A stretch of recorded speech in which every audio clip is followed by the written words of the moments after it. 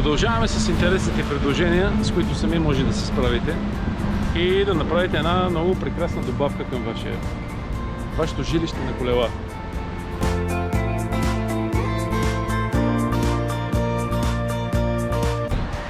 Една хич не е лоша идея за багажник за кемпер ван. Всичко, което се добавя, е един профил 60 на 30 с дебелина 2 или 3 мм.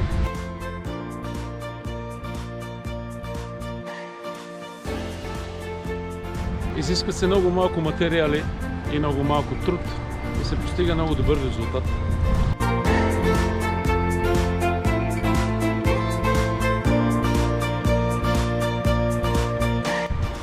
Това е един стандартен багажник за велосипеди, който при една много малка добавка от един профил, може би около 7 лева струва, може да получите едно страхотно допълнение към вашия кемпер ван.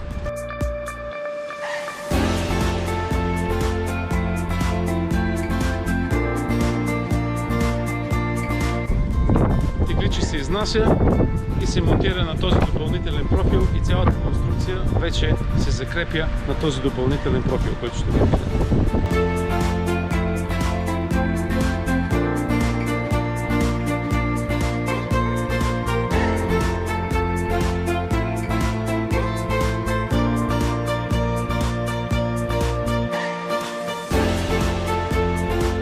Тези от вас, които не могат да си го направят сами, просто могат да го дадат като задача на който е да е железар. Това е абсолютно елементарно за тях.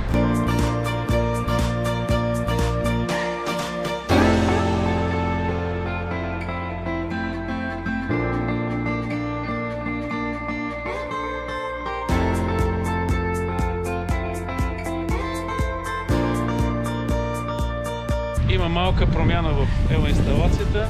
Кабелите са удължени, за да могат да оберат самото изнасяне на багажника в страни.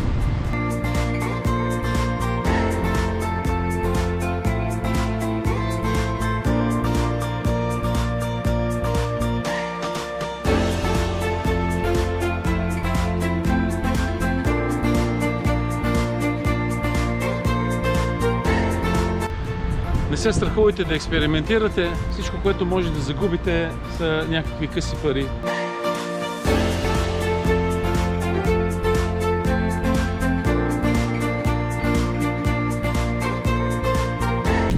Багажникът остава достатъчно масивен и здрав, за да издържи два тежки велосипеда на 15 кг.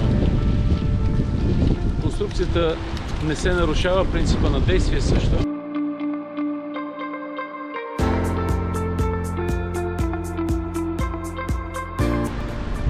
Ако искате да попитате каквото и да е, просто пишете в коментарите за размери на дебелина на профила, начин на монтаж, каквото ви интересува, няма значение.